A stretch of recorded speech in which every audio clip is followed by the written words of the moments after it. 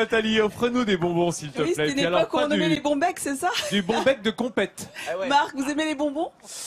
Hélas, oui. C'est vrai. Ouais. Vous savez, je vais vous présenter une artiste qui, elle, en a été privée, comme je le disais tout à l'heure, toute son enfance. Non mais pire que ça, sa mère l'a emmenée chez le dentiste voir les dents carriées pour l'en dissuader. Et de cette frustration sont nées des œuvres d'art. Elle est installée ici à Valoris, son atelier est ici. Et donc elle a dû mettre au point une technique pour réussir à froisser la matière comme une véritable papillote. Et aujourd'hui, ces sculptures, eh bien, elles se vendent dans le monde entier. Si vous aimez les bonbons, dans l'atelier de Laurence Jenkel à Valoris, vous serez servi. Ici, il y en a de toutes les couleurs et de toutes les tailles. Mais attention, ils se croquent avec les yeux, car ces bonbons multicolores sont en fait des œuvres d'art connues dans le monde entier. Au démarrage, personne n'y croyait. J'étais réellement la seule à y croire et je suis très heureuse de n'avoir écouté personne parce que il y a plein de gens qui m'ont dit « Surtout, ne fais jamais ça, c'est n'importe quoi, ça ne va absolument pas fonctionner. » Mais j'avais trop envie et trop besoin de m'exprimer et de faire ce que j'ai envie de faire. Les bonbons, un péché mignon devenu une marque de fabrique. Pourtant, le destin n'était pas tout tracé pour cet autodidacte. Ces sculptures en forme de friandises ont aujourd'hui un goût d'enfance et de revanche. Je n'avais absolument pas le droit de manger des bonbons. Et donc, les rares fois, c'était toujours en cachette, chez mes grands-parents, chez des copines. Il fallait surtout pas le dire. C'était top secret. Donc, l'idée de la frustration a fait que ça a généré donc une œuvre bonbon. Ce qui peut être intéressant, c'est de pouvoir venir travailler avec... La gourmandise a désormais la cote. Lors d'une vente à New York, un bonbon en marbre de 80 cm s'est arraché à plus de 80 000 $. Et c'est ici, à Valoris, que l'artiste crée ses œuvres, entouré d'une équipe fidèle qui participe au processus créatif. La dernière fois, ils ont une technicité souvent que je n'ai pas. Donc, il y a des choses que j'ai envie de faire et ben non, c'est pas possible. Donc, Techniquement, c'est difficile. voilà, techniquement, c'est pas toujours facile. Donc, on en parle, on essaie de trouver... et c'est aussi comme ça qu'on évolue et que ça donne aussi envie de faire autre chose, autrement. Que les œuvres soient en bronze, en plexiglas ou en marbre, elles ont toute une particularité, cette torsion. C'est la marque de fabrique de l'artiste. Et vous allez voir que pour la réaliser, ce n'est pas de tout repos. Après avoir chauffé la matière, c'est une course contre la montre qui débute. Tourne.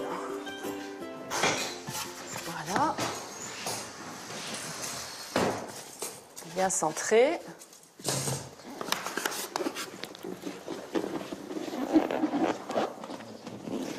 Et là, La matière est tordue, mais secret de fabrication oblige, nous ne verrons pas tout le processus, car l'artiste a mis des années à le mettre au point. on dompte la matière, on essaie de la dompter. Et puis, il ne faut pas forcer parce que sinon, bien évidemment, ça se casse. Il ne faut pas trop chauffer non plus, sinon ça noircit. Les bonbons de Laurence sont connus dans le monde entier. Et il n'est pas rare désormais de les voir au coin d'une rue. L'occasion de pouvoir les admirer sans se priver. Et oui, son travail est connu dans le monde entier. Alors Marc, je ne sais pas si vous connaissiez Laurence Jenkel. Oui, je connaissais, ouais. Bah oui, venez à côté Les de moi. bonbons, ils sont irratables, on les voit partout. On les voit partout et ça a commencé notamment en 2011, Impressionnant. pendant le G20. Ils étaient là, ils trônaient comme ça, c'est une sorte de haie d'honneur devant tous ces pays qui se sont succédés. Et en plus, ces bonbons étaient aux couleurs des différents drapeaux. Alors celui-là, il est juste magnifique. Il est en irisé radiant. Il est irisé, il est magnifique. Il est beau, hein. Alors, il faut l'imaginer avec la lumière. Et Laurence m'a expliqué que pour réaliser, pour chauffer cette matière, comme on l'a vu dans le reportage, c'est pas évident du tout. Donc pour réussir un bonbon, elle en loupe au moins 5 avec cette matière-là. Non, mais c'est sympa parce que ça, on peut l'accrocher au plafond et faire boule à tango. Le samedi soir dans les bars. Non, c'est très très beau. Oh, c'est magnifique. Et là, vous avez une autre version. Alors, j'aime bien parce que elle peint son travail, après elle retourne sa papillote. Alors, ce fameux wrapping, ce fameux twist, hein, qui est vraiment sa marque de fabrique, ben, il a fallu une bonne année à mettre au point ces techniques. C'est solide la papillote parce que moi d'ici, ça donne non, mais l'impression. c'est C'est pas une papillote, c'est des bonbons, monsieur Vincent. Tu sais, c'est marrant parce qu'on a envie de l'ouvrir, on a envie de voir ce qu'il y a à l'intérieur. C'est vraiment bien réussi. C'est du plexiglas, Vincent, mais elle travaille aussi l'aluminium, le bronze. Elle te fait tout, le verre et tout. Enfin, pour ça, elle a su mettre au point ses techniques de moulage, de cuisson avec différents matériaux. Alors, ça n'est pas qu'un symbole de friandise, de douceur. Avec ces fameuses torsions, elle va aussi représenter la résistance. Par exemple, tout récemment, elle a fabriqué une poubelle qui a été également twistée. Ça, c'est gênant. Regardez cette poubelle. Elle a été inaugurée tout récemment, il y a 2 jours, par le prince Albert de Monaco, qui est très sensible à l'environnement. Donc, elle a été torsionnée sur le milieu. Et donc, au-delà du travail artistique, eh bien, Laurence souhaite aussi sensibiliser au gaspillage alimentaire, au recyclage, mettre en avant le zéro déchet, ainsi que toutes ces problématiques d'actualité. Celle-ci, vous allez bientôt la voir chez vous, à Monaco, Oui, Marc. Je sais. Mais j'ai vu, j'en ai vu beaucoup des bonbons et j'ai beaucoup vu des œuvres. Et là, c'est la version poubelle twistée. Et mieux que ça, elle a également torsionné un frigidaire. Un frigo. Pauvre.